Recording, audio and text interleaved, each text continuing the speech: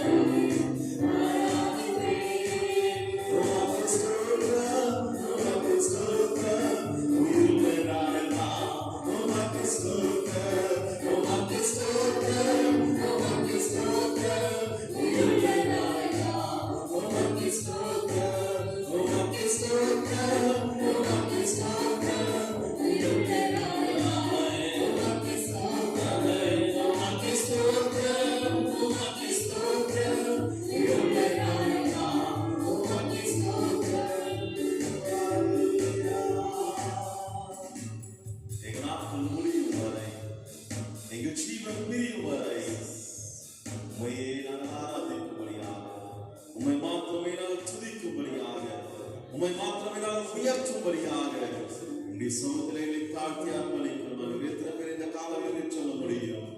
என் ஆண்டவர் என்னோடு கூட இருந்து இம்மட்டுமா என்னை நடத்தியிருக்கிறார். தாயின் கருவில் உருவாக்கும் முன்னமே என்னை பெயர் சொல்லி அழைத்த தேவன், என்னை வேறு பிரித்தெடுத்த தேவன், என்னை உருவாக்கின தேவன், என்னை உண்டாக்கின உருமாற்றின தேவன் இம்மட்டுமா என்னை நடத்தி வந்திருக்கிறார்.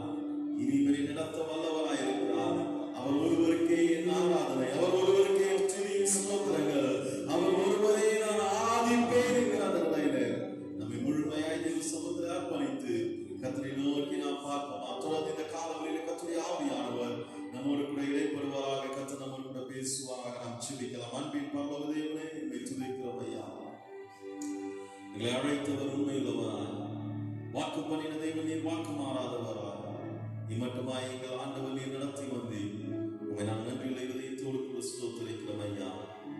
கர்த்தாவே, இந்நாட்களில் ஆண்டவரே எங்களுக்கு வேண்டிய கிருபையும் பலத்தையும் கர்த்தர் நீர் கொடுத்து ஆண்டவரே ஒவ்வொரு நாளும் நீர் எங்களை தாங்கிக் கொண்டு ஆண்டவரே உடைய கிருபையினால் எங்களை இடைக்கட்டி வழி நடத்தி வருகிறீர். உம்மை நான் நன்றியோடு ஸ்தோத்திரிக்கிறோம் ஆண்டவரே.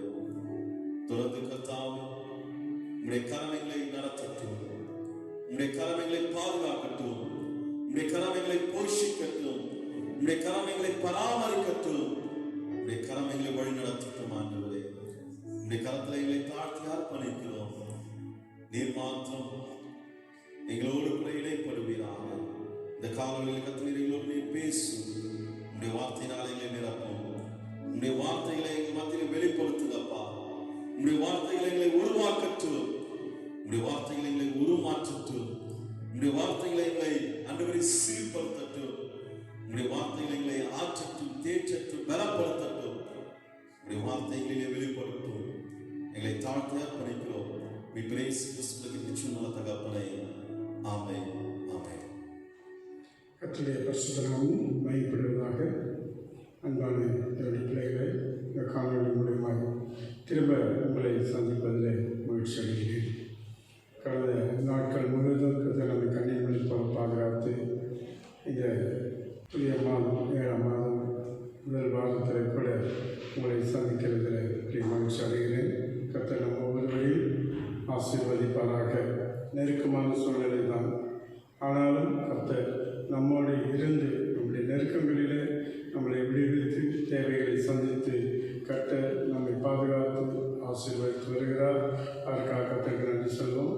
இந்த நாளிலே நாம் கொஞ்ச நேரம் இவருடைய பாதத்தில் இருந்து அவருடைய வார்த்தைகளை கவனிப்போம்.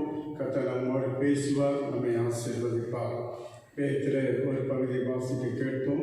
என்னாகும் புஸ்தகம் 6ஆம் அதிகாரம் 22ஆம் வசனத்திலிருந்து 26ஆம் வசனம் வரைக்கும் வாசிக்க கேட்போம். பின்னும் கர்த்தர் மோசேயை நோக்கி, நீ ஆரோனோடும் அவன் குமாரரோடும் சொல்ல வேண்டியது என்னவென்றால், நீங்கள் இஸ்ரவேல் புத்திரரை ஆசீர்வதிக்கும் போது அவர்களை பார்த்து சொல்ல வேண்டியதாவது, கர்த்தர் உன்னை ஆசீர்வதித்து உன்னை காக்க கடவர். கர்த்தர் தம்முடைய முகத்தை உன்மேல் பிரகாசிக்க பண்ணி உன்மேல் கிருபையாய் இருக்க கடவர். கர்த்தர் தம்முடைய முகத்தை உன்மேல் பிரசன்னமாக்கி உனக்கு சமாதானம் கட்டளையிட கடவர் என்பதே. ஆமென். ஒரு நிமிஷம் கண்களை மூடி நாம் ஜெபிப்போம். இந்த நாளிலே கர்த்தர் நம்மோடு பேசணும். நல்ல இயேசுவே, நாங்கள் உங்களுக்கு நன்றி செலுத்துகிறோம். ஆசீர்வதிக்கப்பட்ட இந்த நாளுக்காக நன்றி. இந்த காலங்களை கூட நீர் எங்களோடு பேசும். உம்முடைய வார்த்தையை நாங்கள் கேட்க வந்திருக்கிறோம். நீங்கள் மாத்திரம் பேசும். நீங்கள் பேசும் தெய்வம் எங்களோட பேசுங்க. பேசு உங்களுக்கு கேட்கிறோம் பிதாவே. ஆமென், ஆமென். ஒரு காரணம், இங்கே வாசித்த இந்த பகுதியில் கர்த்தர் மோசேயை நோக்கி ஆரோன் கிட்ட சொல்கிறாரு. ஆரோன் தேவனால் தெரிந்து கொள்ளப்பட்ட மனிதன். நமக்கு நன்றாக தெரியும். ஆரோனை குறித்து வேதத்தில் வாசிக்கும் பொழுது 12 கோத்திரத்தில் லேவியின் கோத்திரம், அதில் ஆரோனையும் அவன் குமாரரையும் கர்த்தர் தெரிந்து கொண்டது நமக்கு நன்றாக தெரியும். காரணம், சாட்சி பெட்டிக்கு முன்பாக 12 கோத்திரத்தில் கோள்கள் வைக்கப்பட்டது. அதிலே ஆரோன் கோள் துளிர் விட்டு பூ பூத்து காய்த்து இருந்ததை நாம் வேதத்தில் வாசிக்கிறோம். ஏன்னா கர்த்தரால் தெரிந்து கொள்ளப்பட்ட ஒரு மனிதன் என்பதை அதில் விளங்குகிறது. கர்த்தருடைய பரிசுத்த நாமம் மகிமைப்படுவதாக. அந்த அந்த ஆரோனை பார்த்து நீ சொல்ல வேண்டியது என்னன்னா மோசேக்கு சொல்றாரு கர்த்தர், ஆரோன் இஸ்ரவேல் புத்திரரை ஆசீர்வதிக்கும் போது அவர்களை பார்த்து சொல்ல வேண்டியது, கர்த்தர் உன்னை ஆசீர்வாதத்துக்காக கடவர், கர்த்தர் தம்முடைய முகத்தை உன்மேல் பிரகாசிக்க பண்ணி உன்மேல் கிருபையாக இருக்க கடவர், கர்த்தர் தம்முடைய முகத்தை உன்மேல் பிரசன்னமாக்கி உனக்கு சமாதானம் கட்டளையிட கடவர் என்பது. இந்த சமாதானத்தை குறித்து தான் இன்றைக்கு நான் உங்களோட பேச நான் தீர்மானித்திருக்கிறேன். ஏன்னா மனிதனுடைய வாழ்க்கையில அதிக முக்கியமான ஒன்று சமாதானம். சமாதானத்துக்கு அடுத்த ஒரு காரியம் நிம்மதி. இந்த நிம்மதி சமாதானம் அவசியமான ஒன்று இருக்கிறது. கர்த்தருடைய பரிசுத்த நாமத்திற்கு மகிமை உண்டாகட்டும். எல்லாத்தையும் விலை கொடுத்து வாங்கிடலாம், ஆனால் அந்த சமாதானத்தை மட்டும் விலை கொடுத்து வாங்கவே முடியாது. ஏன்னா அது கர்த்தர் மட்டும்தான் கொடுக்கிறது.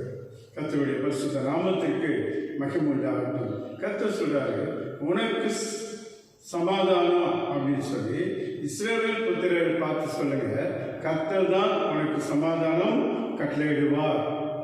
அவர் சமாதானம் நமக்கு தேவன் கொடுக்கணும்னா நாம் சில காரியங்களை நாம் கடைபிடிக்க வேண்டும். வாசிப்போம். 1 ராஜாக்களின் புஸ்தகம் 4ஆம் அதிகாரம் 24ஆம் வசனத்தை நாம் வாசிப்போம். நதிக்கு இப்புறத்தில் இருக்கிற திப்சா முதற்கொண்டு ஆசா மட்டுமுள்ளவை எல்லாவற்றிலும் நதிக்கு இப்புறத்தில் உள்ள சகல ராஜாக்களையும் ஆண்டு வந்தான். அவனை சுற்றி எங்கும் சமாதானம் இருந்தது. சாலமோன் நாட்களில் நடந்தது. எப்படி அந்த சமாதானம்? நீங்க கொஞ்சம் முன்னாடி பார்த்தீங்கன்னா அந்த தேசத்துல பஞ்சம் வந்து பிள்ளைகளை வெட்டி தின்கிற அளவுக்கு பஞ்சம் இருந்தது. 3ஆம் அதிகாரம் 3ஆம் வசனத்தை வாசிப்போம். சாலமோன் கர்த்தரிடத்தில் அன்பு கூர்ந்து தன் தகப்பனாகிய தாவீதின் கட்டளைகளில் நடந்தான். சாலமோன் கர்த்தரிடத்தில் அன்பு கூர்ந்து தன் தாவீதின் கட்டளைகளெல்லாம் நடந்தான். கீழே நீங்க வாசிக்கும் பொழுது சாலமோன் ரொம்ப ஜெபிக்கிற ஒரு ஜெபவீரன். கர்த்தர் அவனுக்கு தரிசனமாகி அவனோடு பேசுறாரு. உன் விண்ணப்பம் கேட்கப்பட்டது, நீ எதை கேட்கிறாயோ அதை தருவேன் என்று சொல்கிறார். சாலமோன் ஒன்றும் கேட்கல, ஆண்டவரே எனக்கு ஞானத்தை மட்டும் கொடுங்க என்று சொல்லி ஆண்டவரை கேட்கிறார்.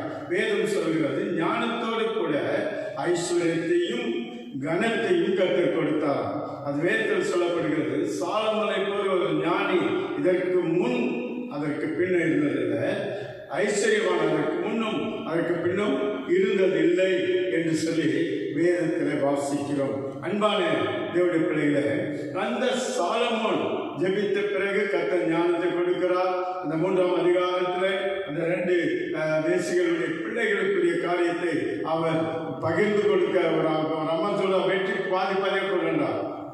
நான் இன்னொரு பெண் சொல்றா நடுக்கத்துட இல்லை அந்த பிள்ளை அவகிட்டே கொடுத்துரு, அந்த பிள்ளை நல்லா இருந்தாலே போதும் என்று சொல்லி பெற்ற தாய் சொல்கிறார். அதுக்கப்புறம் சாலமோன் அந்த எந்த பெண் சொன்னாலும் அவளுக்கு அந்த பிள்ளை கொடுத்து நியாயம் விசாரிக்கிறதை நாம் நேரத்தில் வாசிக்கலாம். ஏன்னா அந்த அளவுக்கு ஒரு ஜெப வீரர் சாலமோன் ஜெபத்தின் நிமித்தமாய் தான் அவனும் அவனோடு இருந்தவர்களும் சமாதானமாக இருந்தார்கள். அவர்கள் தேசம் சமாதானமாக இருந்தது. அன்பான தேவனுடைய பிள்ளைகளே, நீங்கள் ஜெபிக்கிற ஜெபம் உங்க குடும்பத்தில் சமாதானத்தை தேவன் கட்டளையிடுவார். 2வது காரியத்தை நாம் வேதத்தில் பார்க்கும்போது லேவியராகம புஸ்தகம் 26ஆம் அதிகாரம் 6ஆம் 7ஆம் வசனத்தை வாசிப்போம்.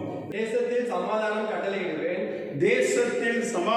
கட்டளையிடுவேன், தத்தளிக்க பண்ணுவார் இல்லாமல் படுத்துக் கொள்வீர்கள், துஷ்ட மிருகங்களை தேசத்தில் இராதபடிக்கு ஒழிய பண்ணுவேன், பட்டயம் உங்கள் தேசத்தில் உலாவுவதில்லை,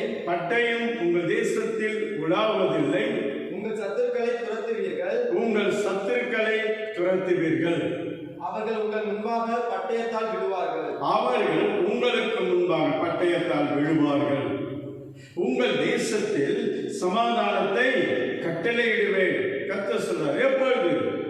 2ஆம் 3ஆம் வசனத்தை வாசிப்போம். அதிலே என் ஓய்வு நாட்களை ஆசரித்து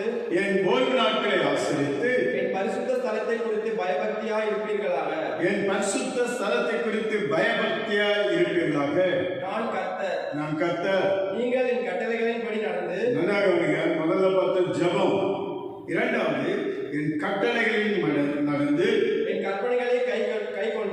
என் கற்பனைகளை கைக்கொண்டு அவைகளின்படி செய்தால் நான் ஏற்ற காலத்தில் உங்களுக்கு மழையை பெய்ய பண்ணுவேன்.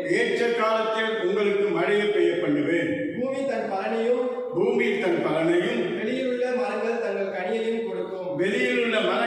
கனிகளையும் கொடுக்கும். என்னன்னா, தேவ கட்டளைக்கு கீழ்ப்படிந்து பரிசுத்த ஓய்நாள் அனுசரித்து ஆசரித்து நடந்தால் கர்த்தர் உங்க குடும்பத்தில் தனிப்பட்ட வாழ்க்கையில சமாதானத்தை தேவன் கட்டளையிடுவார். ஏன் சமாதானம் கொடுக்கிறது பணம், பொருள் அல்லது சரீர சுகம் இதெல்லாம் இல்லை. தேவன் தான் கொடுக்கிறவர். இன்றைக்கு எத்தனை பேருடைய வாழ்க்கையில எல்லாம் இருக்கு, ஆனால் நிம்மதி இல்லை, சமாதானம் இல்லை. எல்லாம் இருக்கு, நல்ல சாப்பாடு இருக்கிறது, நல்ல வஸ்திரம் இருக்கிறது, ஆரோக்கியமான உடல் தேகம் இருக்கிறது, ஆனால் சமாதானம் இல்லை. ஏன்?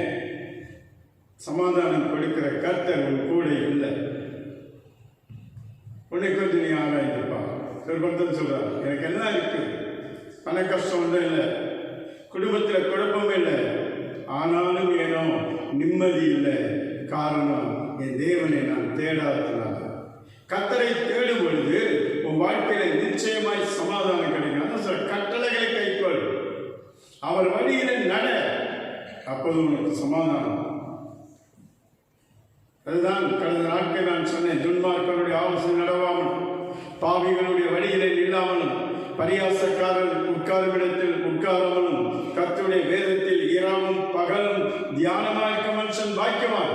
அவன் நீர்க்கால்களின் ஓரமாய் நடப்பட்டு தன் காலத்தில் தன் கனியை தந்து இலை உதிராது இருக்கிற மரத்தை போல இருப்பான். அவன் செய்வதெல்லாம் வாய்க்கும். ஏன் திருவாத சொல்றேன்னு சொன்னான், நீ கர்த்தரோடு இருக்கும்போது தாங்க உன் கையின் பிரயாசம் ஆசீர்வதிக்கப்படும், உனக்கு பாக்கியம் உன் நன்மை உண்டாயிருக்கும். அதனால அந்த கர்த்தருடைய வசனம் எப்போது வாக்குத்தத்தங்கள் நமக்கு யாருடைய ஆலோசனையில் இருக்கும். கர்த்தருடைய கட்டளைகளை கைக்கொள்கிறோமா, அவர் வழியில நடக்கிறோமா, நம்மை ஆராய்ந்து பார்க்க வேண்டும். அப்படி நடந்தாக்க சொல்றாரு, உன் தேசத்திலே சமாதானம், உனக்குள்ளே சமாதானம். அன்பான தேவனுடைய பிள்ளைகளே, நம்மை கொஞ்சம் நாம் ஆராய்ந்து பார்ப்போமா? நியாயாதிபதியின் புஸ்தகம் 6ஆம் அதிகாரம் 23ஆம் வசனத்தை வாசிங்க. அதற்கு கர்த்தர் உனக்கு சமாதானம், பயப்படாதே, நீ சாவதில்லை என்று சொன்னார். இங்க கிதியோனை பார்த்து கர்த்தர் சொல்லுகிற காரியம் என்னன்னா, அந்த தேசத்தில் அவர்களுக்கோ விரோதமாக பெலிஸ்தர் எழுந்திருக்கிறார்கள், யுத்தங்கள் நடந்து கொண்டிருக்கிறது.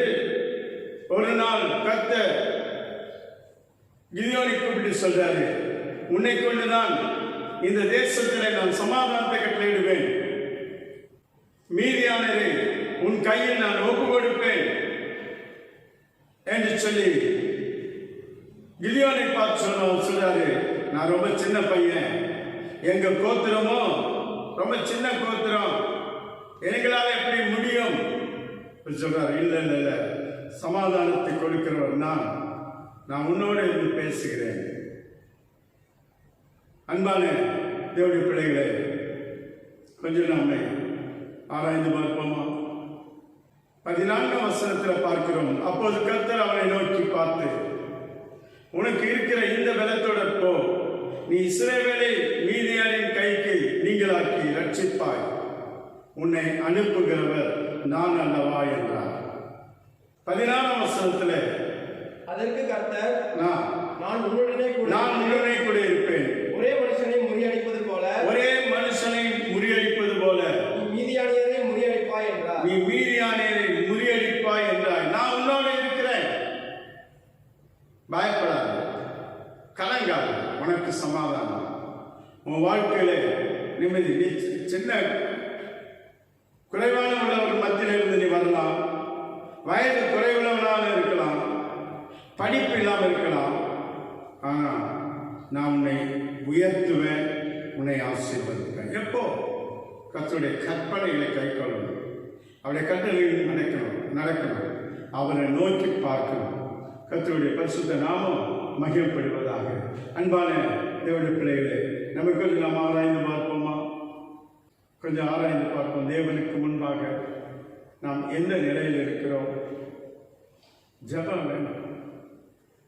அருமையான வேத வசனம் சொல்கிறது. ஏசாயா தீர்க்கதரிசன புஸ்தகம் 26ஆம் அதிகாரம் 3ஆம் வசனத்தை வாசிங்க. உம்மை உறுதியாய் பற்றிக் கொண்ட மனதுடையவன், உம்மை உறுதியாய் பற்றிக் கொண்ட மனதை உடையவன், உம்மையே நம்பியிருக்கிறபடியால், உம்மையே நம்பி இருக்கிறபடியால் நீர் அவனை பூரண சமாதானத்துடன் காத்துக்கொள்வீர். நீர் அவனை பூரண சமாதானத்தோடு காத்துக்கொள்வீர். எப்பொழுது? கர்த்தரை உறுதியாய் பற்றிக் கொள்ளவன். உம்மை உறுதியாய் பற்றிக் கொண்ட மனதை உடையவன், உம்மையே நம்பி இருக்கிறபடியால் நீர் அவனை பூரண சமாதானத்தோடு காத்துக்கொள்வீர். எங்கே இருக்கிறது சமாதானம்? கர்த்தர்கிட்ட இருக்கிறது. அவரை யார் பற்றிக் கொண்டு இருக்கிறார்களோ அவர்களுக்கு சமாதானம். அதான் கிதியோனை பார்த்து, உனக்கு சமாதானம், பயப்படாதே, நீ சாவதில்லை, உன்னை கொண்டுதான் மீதியான முறியடிப்பேன், உன்னை கொண்டுதான் உன் ஜனங்களுக்கு ஒரு ரட்சிப்பை நான் கட்டளையிடுவேன். இப்போ நாம் ஜனங்கள் என்று சொல்லும்போது நம்முடைய குடும்பத்தை நாம் வைத்துக் கொள்வோம். நம்மை கொண்டுதான் நம்முடைய குடும்பத்தில் உள்ளவர்களை கர்த்தர் பாதுகாத்தார். அதற்கு நீ ஒரு கருவியாக இருக்கணும். பாலுக்கு தம்பியாக இருக்கலாம், குடும்ப தலைவராக இருக்கலாம், தலைவியாக இருக்கலாம், யாராக இருந்தாலும் சரி. உங்கள் ஜெபம் உங்கள் குடும்பத்தை காக்கும். உன் நிமித்தம் உன் குடும்பத்தில் சமாதானம் பெருகும். கொஞ்சம் என்னை ஆனந்த பார்ப்பாயா? ஒவ்வொரு இடத்துக்காக சொல்ல, உனக்கு சமாதானம், உன்னை கனப்படுத்துவேன், உன்னை ஆசீர்வதிப்பேன், உன்னை பேர் சொல்லி அழைத்தது நான், உன்னை உன்னை என்று சொல்கிறார். தனிப்பட்ட வாழ்க்கையில் நம்மை அர்ப்பணிக்கும் பொழுது நம்மை தேவன் சமாதானம் உள்ளவர்களாக மாற்றுவார். நம்முடைய குடும்பத்தில் சமாதானம் இருக்கும், தனிப்பட்ட வாழ்க்கையில் சமாதானம் இருக்கும். யாக்கோபு சொல்கிறதை பார்க்கலாம். ஆதியாகமம் 28ஆம் அதிகாரம் 21ஆம் வசனத்தை பார்க்கும் பொழுது, என்னை என் தகப்பன் வீட்டுக்கு சமாதானத்தோடு திரும்பி வர பண்ணுவாரானால், என்னை என் தகப்பன் வீட்டிற்கு சமாதானத்தோடு திரும்பி வர பண்ணுவாரானால் கர்த்தர் எனக்கு தேவனாய் இருப்பார். கர்த்தர் எனக்கு தேவனாய் இருப்பார். நான் தூணாக நிறுத்தின இந்த கல், நான் தூணாக நிறுத்தின இந்த கல் தேவனுக்கு வீடாகும். தேவனுக்கு வீடாகும். தேவரீர் எனக்கு தரும் எல்லாவற்றிலும், தேவரீர் எனக்கு தரும் எல்லாவற்றிலும் உமக்கு தசமபாகம் செலுத்துவேன் என்று சொல்லி, உமக்கு தசமபாகம் செலுத்துவேன் என்று சொல்லி பொருத்தனை பண்ணி கொண்டார். பொருத்தனை பண்ணுகிறார். அருமையான வார்த்தை. ஜெபம் பண்ணுகிறான். தனிமையில் தன் சகோதரர் ஒரு பக்கம் அவனை எதிரியாக நினைத்து துரைத்துக் கொண்டு, அப்பா அம்மா விட்டுட்டு வாலிபன் அவன் சொன்னான், இந்த இடத்துல இருந்து நான் ஜெபிக்கிறேன், நான் போகிற ஒரு இடம், அங்கே இருந்து என்னை ஆசீர்வதித்து என் கூட இருந்து எனக்கு எல்லாவற்றையும் கொடுத்து திரும்ப என்னை என் தகப்பன் வீட்டுக்கு சமாதானத்தோடு கொண்டு வருவார். அவன் தான் தேவன். ஆம் அன்பானவர்களே, எதிரிகளை சமாதானம் உள்ளவர்களாக மாற்றுவதுதான் நம்முடைய கர்த்தர். அது 32, 33ஆம் அதிகாரத்தில் அதை பார்க்கலாம். அவன் எப்படி ஜெபித்தானோ அதே போல ஒரு திருமண வாழ்க்கையை உண்டாக்கி பிள்ளைகளை பெற்று திரும்ப அவனை தேவன் சமாதானத்தோடு அந்த ஊருக்கு கொண்டு வரதை பார்க்கிறோம். ஏன்னா நம்முடைய ஜெபத்தை கேட்கிறார். அவர் பொய் சொல்லுகிறதில்ல, சொன்னதை செய்கிற தேவனாக இருக்கிறார். நம்மை ஆராய்ந்து பார்ப்போம். இது மாத்திரமல்ல, நமக்கு பண்ண கீழே வாசிக்கிற ஏசாயா தீர்க்கதரிசன புஸ்தகம் 54ஆம் அதிகாரம் 13ஆம் வசனத்தை வாசிங்க. உன் பிள்ளைகள் எல்லாரும் கர்த்தரால் போதிக்கப்பட்டிருப்பார்கள். உன் பிள்ளைகள் எல்லாரும் கர்த்தரால் போதிக்கப்பட்டிருப்பார்கள். உன் பிள்ளைகளுடைய சமாதானம் பெரியதாய் இருக்கும். நல்லா கவனிங்க. உன் நிமித்தம் சமாதானம் சொன்ன கர்த்தர், உன் பிள்ளைகளால சமாதானம் வரணும்னா அவங்களை கர்த்தரால் போதிக்கப்பட்டிருக்கணும். உன் பிள்ளைகள் எல்லாரும் கர்த்தரால் போதிக்கப்பட்டிருக்க வேண்டும். ஏன்னா அதனால தான் அவங்க மூலமா நமக்கு சமாதானம் இருக்கு. நீங்க எத்தனை பேர் பிள்ளைகளாலே தலைகுனிந்து நிற்கிறார்கள், வாழ்க்கையில நிம்மதி இல்லாமல் இருக்கிறாங்க பிள்ளைகளால. ஏன் காரணம் என்ன? கர்த்தருக்கு ஏற்றபடி பிள்ளைகளை நடத்துறது. அவங்க இஷ்டப்படி விளையாட்டுக்கு அனுப்புறது, கிறிஸ்டபடி படிக்கணும், ஞாயிற்றுக்கிழமை சர்ச்சுக்கு அனுப்புறதில்ல, டியூஷனுக்கு அனுப்புறீங்க. வளர்ந்தோன்னா உனக்கு சமாதானம் அதனால கிடைக்காது. உன் சமாதானத்தை இழக்கக்கூடிய அளவுக்கு அவர்கள் நடந்து கொள்வார்கள். அன்பான தேவனுடைய பிள்ளைகளே, கர்த்தர் ஞானத்தை கொடுக்கிறவர், கர்த்தர் நல்ல வேலையை கொடுக்கிறவர், கர்த்தர் கையின் பிரயாசத்தை ஆசீர்வதிக்கிறார். அவருக்கு நீ முதலிடம் கொடுத்தனா உன் பிள்ளைகளால் உனக்கு சமாதானம் இருக்கும். உன் பிள்ளைகள் எல்லாரும் கர்த்தரால் போதிக்கப்பட்டு இருப்பார்கள். உன் பிள்ளைகளுடைய சமாதானம் பெரிதாய் இந்த மாதம் எந்தெந்த சூழ்நிலை சமாதானத்தை எழுந்து நிற்கிறாயோ அவரை நோக்கிப்பார். சமாதானம் உன்னை தேடி வரும். உன் வாழ்க்கையில் நிம்மதி உன்னை தேடி வரும். எது நிமித்தம் சமாதானத்தை இழந்திருக்கிறார்? கணவன் நிமித்தமாய், பிள்ளைகள் நிமித்தமாய், மனைவி நிமித்தமாய், உடன் பிறந்த சகோதர சகோதரி நிமித்தம் சமாதானத்தை இழந்திருக்கிறாயா? வலுவிசை உன்னை ஆராய்ப்பார். உன்னை ஆராய்ப்பார். ஏன்னா கர்த்தர் ஒருவர் மட்டும்தான் சமாதானத்தை கொடுக்கிறார். சங்கீதம் 34 சங்கீதம் 14 15 வசனத்தை வாசிப்போம். தீமையை விட்டு விலகி நன்மை செய். தீமையை விட்டு விலகி நன்மை செய். சமாதானத்தை தேடி அதை தொடர்ந்து கொள். சமாதானத்தை தேடி அதை தொடர்ந்து கொள். கர்த்தருடைய கண்கள் நீதிமான்கள் மேல் நோக்கமாயிருக்கிறது. நீதிமான்கள் மேல் நோக்கமாயிருக்கிறது. நல்லா கவனிங்க. தீமையை விட்டு நன்மை செய். தீமையை விடணும். சமாதானத்தை தேடு. எங்க இருக்கு சமாதானம்? அது எங்க இருக்கிற கர்த்தர்கிட்ட தான் இருக்கிறது. ஏன் அப்படின்னா வேத அழகா சொல்லி 15 வசனம், கர்த்தருடைய கண்கள் நீதிமான்கள் மேல் நோக்கமாக இருக்கிறது, அவருடைய செவிகள் அவர் கூப்பிடுதலுக்கு திறந்திருக்கிறது. உன்னை கர்த்தர் பார்க்கிறார், உன்னை நேசிக்கிறார்.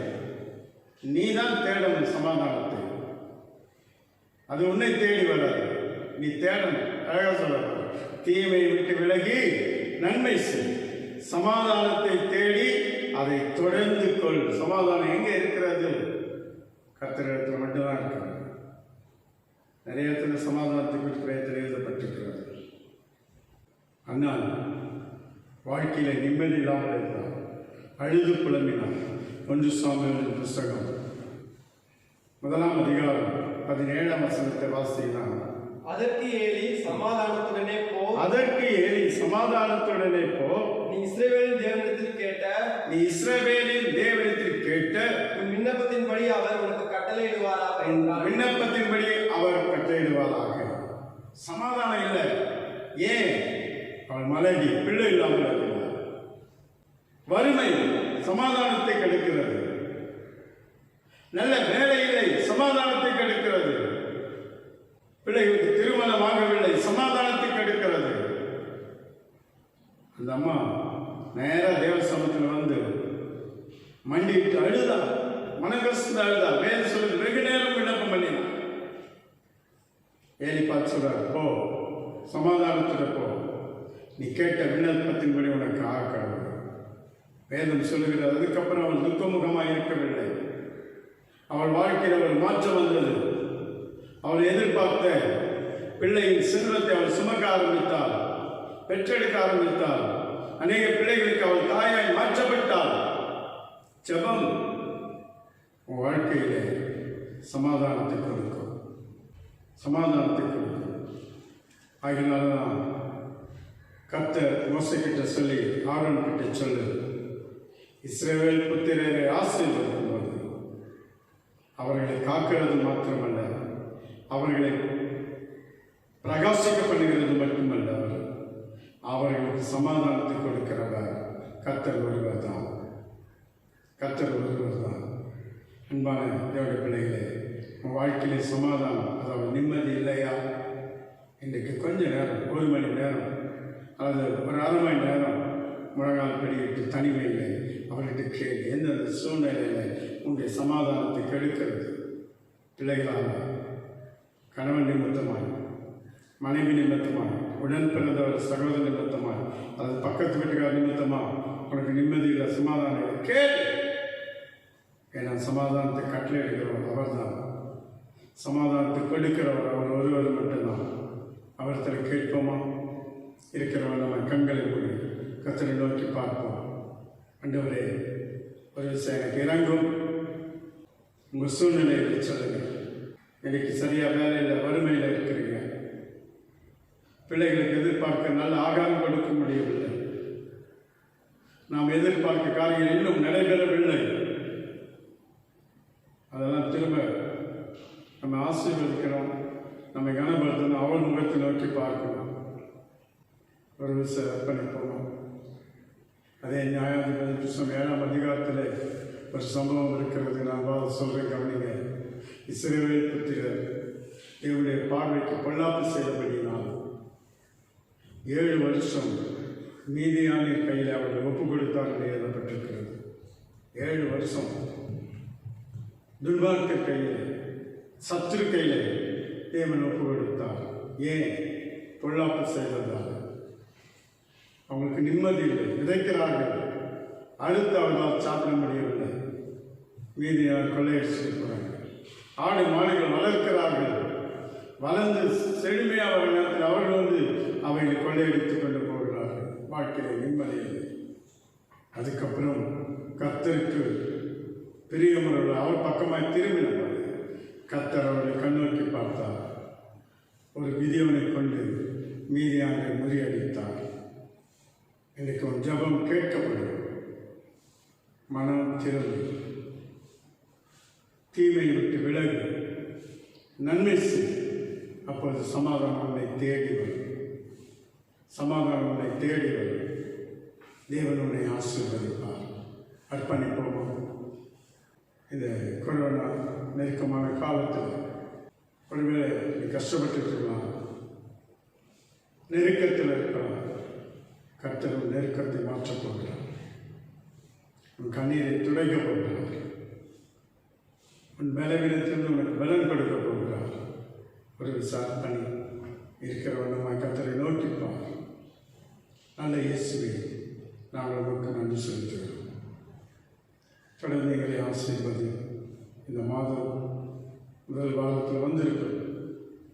நம்முடைய ஆசீர்வாதம் எங்கள் மேல் தங்குகிறது மாத்திரமல்ல, எங்கள் குடும்பங்களிலே சமாதானத்தையும் நிம்மதியும் கொடுத்து நடத்துங்கப்பா. நீங்கள் ஒருவர் மாத்திரம்தான் சமாதான கட்டளையிடுகிறவர். ஆண்டவரே, உங்களுடைய சமாதானத்தை எங்களுக்கு தாங்க. நீ சொன்னீர், என்னுடைய சமாதானத்தை உங்களுக்கு வைத்து போகிறேன், உங்கள் இருதயம் கலங்காமல் பயப்படாமல் இருப்பதாக என்று சொல்லி யோவான் என்ற சுவிசேஷத்தில் நாங்கள் வாசிக்கிறோம். உங்களுடைய சமாதானம் தான் எங்களுக்கு வேண்டும். அதை எங்களுக்கு தாங்க. எங்களை நடத்துங்க, எங்களை ஆசீர்வதிங்க, எங்களை கனப்படுத்துங்க. உங்களுடைய கரம் எங்களோடு கூட தங்கியிருப்பதாக இயேசு மூலம் கேட்கிறோம் பிதாவே. ஆமென். என் ஆத்துமாவே கர்த்தரை ஸ்தோத்திரி, உங்களுடைய ஒரு பரிசுத்த நாமத்தை ஸ்தோத்திரி. என் ஆத்துமாவே கர்த்தரை ஸ்தோத்திரி, கர்த்தர் செய்த சகல மறவாதே. ஆமென். நம்முடைய கர்த்தராகிய இயேசுவின் கிருபை, பிதாவுடைய அன்பு, பரிசுத்தாவுடைய அன்பை, சமாதானம், நன்மை, ஆசீர்வாதங்கள் நம் அனைவரோடு கூட என்றும் இருப்பதாக. ஆமென். அன்பான தேவனுடைய பிள்ளைகளை, திரும்பவும் இந்த கொரோனா லாக்டவுனில் இருக்கிறோம். அரசாங்க சட்டத்துக்கு நாம் கீழ்ப்படிந்து நடப்போம். அதே வேளையில் உங்களுக்கு ஒரு நல்ல தருணம், தனிமையில் செபிக்க, குடும்பமாய் செபிக்க உங்களுக்கு ஒரு தருணம். அதை நாம் பயன்படுத்திக் கொள்வோம். மற்றபடி வீணான காரியங்களுக்கு நம்மை அர்ப்பணிக்காதபடிக்கு கர்த்தரோடு இணைந்து வாழ்வோம். கர்த்தர் நம்மை ஆசீர்வதிக்கிறது மாத்திரமல்ல, கேட்ட சத்தியத்தின் பிரகாரம் உனக்கும் உன் குடும்பத்தில் உள்ள அனைவருக்கும் சமாதானத்தை தேவன் கட்டளையிடுவார். ஏன்னா அவர் ஒருவர் மாத்திரம்தான் நமக்கு சமாதானத்தை கொடுக்கிறவர். சமாதானத்தை கொடுத்து நம்மை உயர்த்தி கனப்படுத்துவார். கர்த்தர் நம்மை ஆசீர்வதிப்பார். நன்றி.